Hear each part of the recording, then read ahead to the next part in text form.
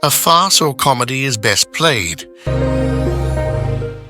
And having thus chosen our course without guile and with pure purpose, let us renew our trust in God and go forward without fear and with manly hearts.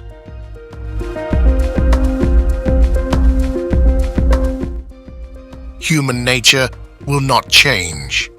In any future great national trial, compared with the men of this, we shall have as weak and as strong, as silly and as wise, as bad and as good. What is to be, will be, and no prayers of ours can arrest the decree. Let every American, every lover of liberty, every well-wisher to his posterity, swear by the blood of the Revolution never to violate in the least particular the laws of the country, and never to tolerate their violation by others. I claim not to have controlled events, but confess plainly that events have controlled me.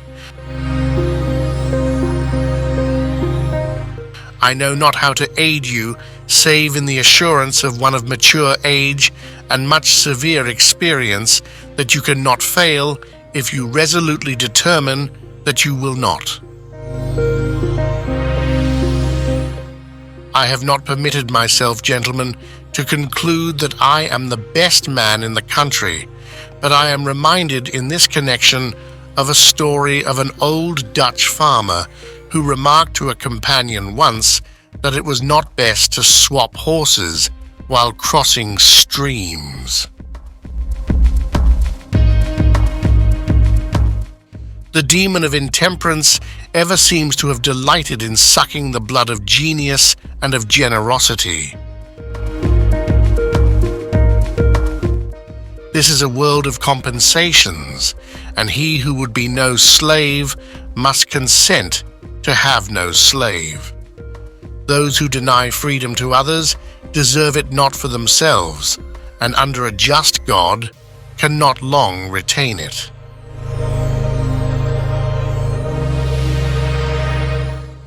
As I would not be a slave, so I would not be a master.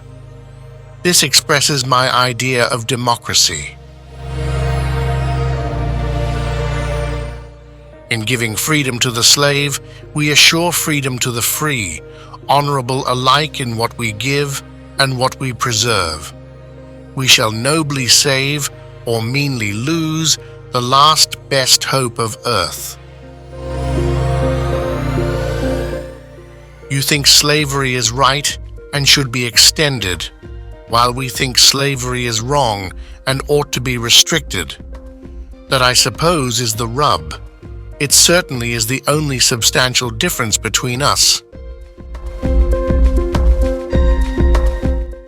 The one victory we can ever call complete will be that one which proclaims that there is not one slave or one drunkard on the face of God's green earth.